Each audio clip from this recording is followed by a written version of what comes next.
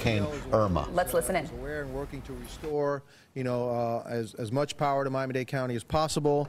I visited Robert King High and walked throughout that complex today. Delivered some ice. The community had a fire, and that's why some of the elevators may not be available. But food has been given to them. Ice was delivered, and we hope to have that complex up and running later today, according to Florida Power and Light. Miami International Airport is about 60% operational.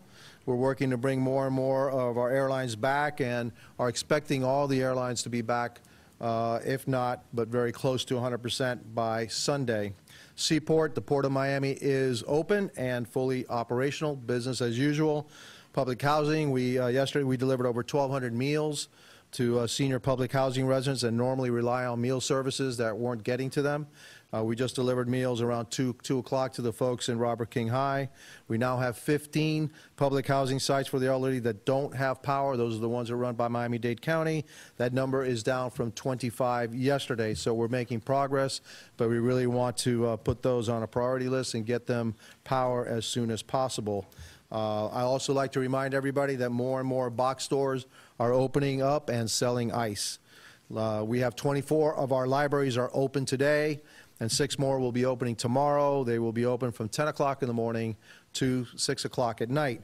We encourage our residents to use them. For a complete list of the libraries that are open, please visit www.miamidade.gov/emergency. Garbage collection is back to its regular schedule. We were able to get through approximately 90% of our routes yesterday. Today there are 31 crews out there collecting bulky waste.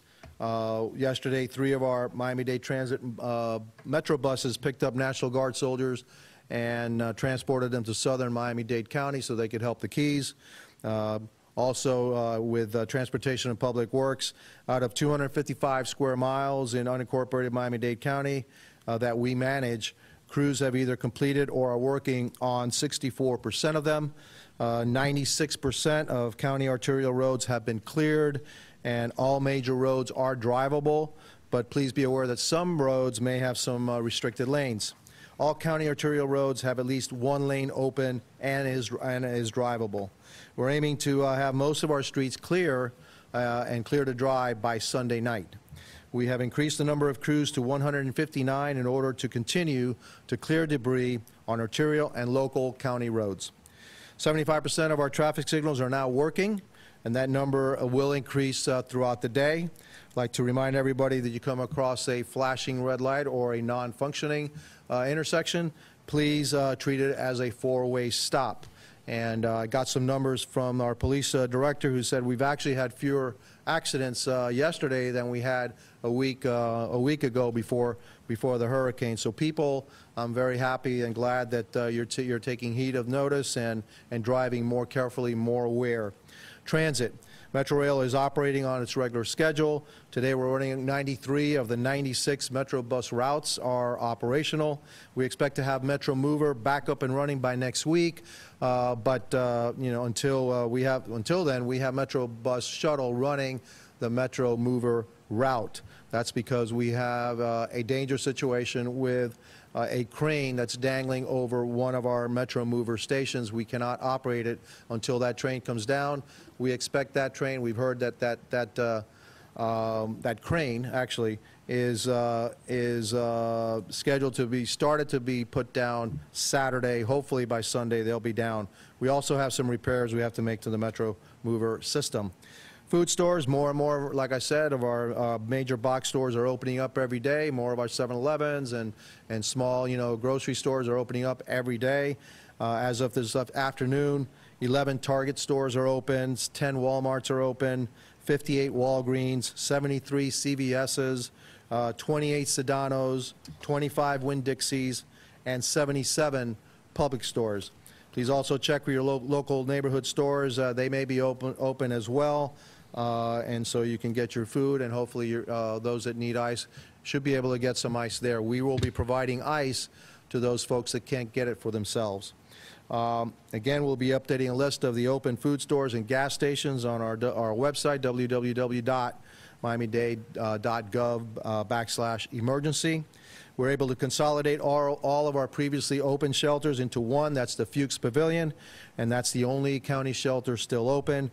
We have also moved Monroe's special needs shelter to Florida International University. I'd like to thank FIU, President Rosenberg, for their support during this time and being really a great neighbor to our neighbors down in Monroe County. And regarding shelters, I like to say that I'm very proud of the work that we've done.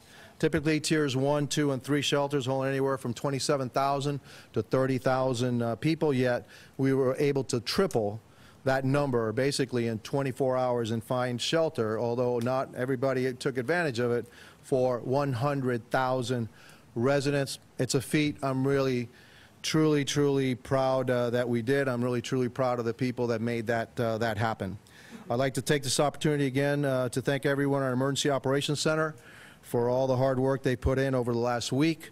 Together we've accomplished some really extraordinary things. We've also learned a lot, and so we're going to write a new playbook for the next hurricane, and I'm sure the next hurricane is going to teach us more. We're going to write a new playbook for that.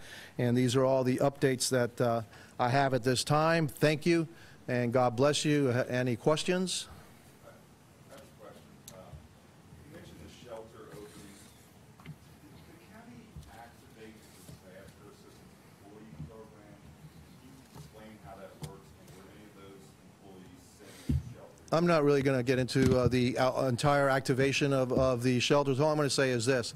We put in place and tripled the capacity in 24 hours, an extraordinary feat, and something that if you're actually in the arena and you get things done, you'll know how just a big feat that was. And I want to thank everybody involved in doing that to get those shelters open. And so, you know, again, I'm very proud of the work they did. Those details I'm sure you can get from our emergency operations folks, but again, it was an extraordinary feat. Actually, one of the things I'm proudest of is how we got 100,000 residents, the capability of 100,000 residents shelter in less than 24 hours. I thought that was pretty good.